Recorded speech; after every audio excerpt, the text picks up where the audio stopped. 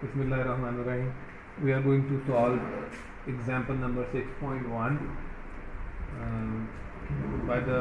by using the formula we have derived in the last lecture.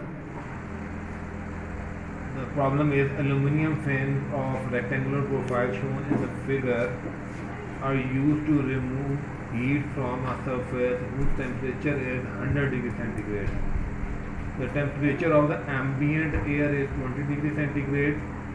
The thermal conductivity is 168 watt per meter per degree centigrade. The natural convective heat transfer coefficient is 30 watt per meter square per degree centigrade. The fins are 80 millimeter long, 5 millimeter wide, and 1 millimeter thick. Determine the temperature distribution along the fin using finite element model. So first of all, let's look into the diagram. So it's a rectangular fin in which we will divide this fin into finite number of elements. So 1, 2, 3, 4 elements we have divided, and 5 nodes. So first of all, we will write the data. T1 is equal to 100 degree centigrade. Temperature of the surrounding fluid, which is air, is 20 degree centigrade. Thermal conductivity is 168 watt per meter per degree centigrade. And convective heat transfer coefficient is 30 watt per meter square per degree centigrade. Length of the fin is 80 millimeter, which is equal to 0.08 meters. And the width is 5 millimeter, which will be equal to 0.005 meters, and the thickness will be 0.001 meters. Now let's move towards the problem. So if you remember, this is the stiffness matrix, in which this first term is the conductance. Here we have the convection, and this is convection through the tip.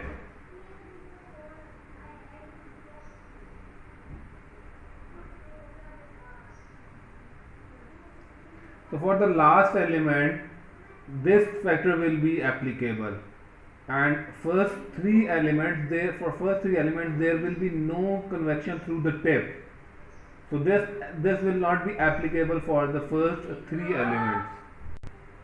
So for first three elements, K1, 2 and 3, the stiffness matrix will not, this factor will not be included in this stiffness matrix,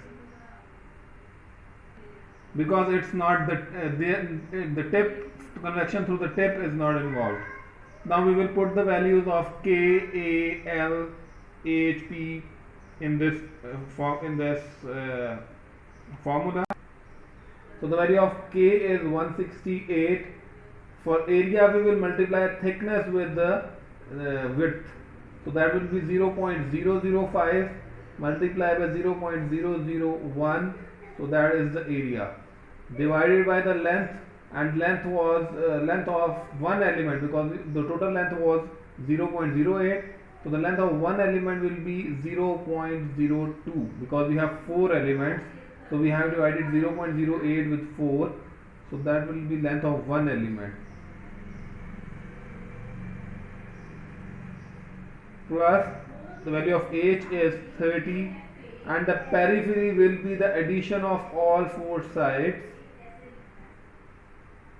So that will be 0.005 plus, let me do it in the next line.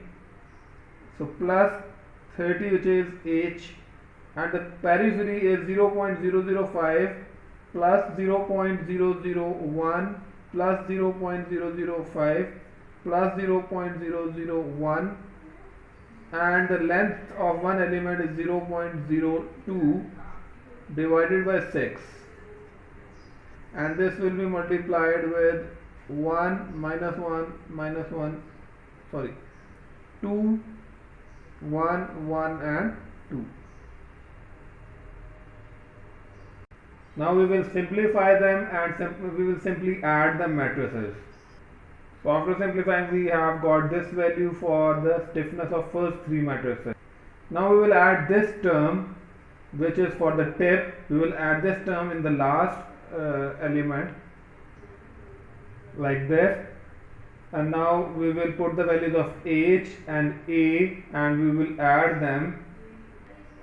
So we have added, and there is a very minor effect in the last term only. Now we will solve the load matrix. So this is the complete formula for the load matrix.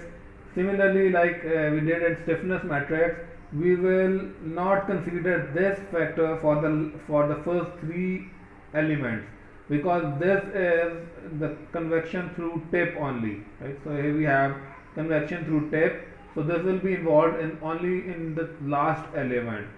So for the first three members, the formula will be,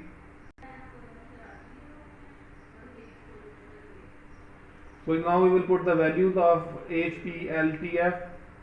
Value of H is 30. Perimeter, similarly we will add all the four sides, so that will be 0.0012,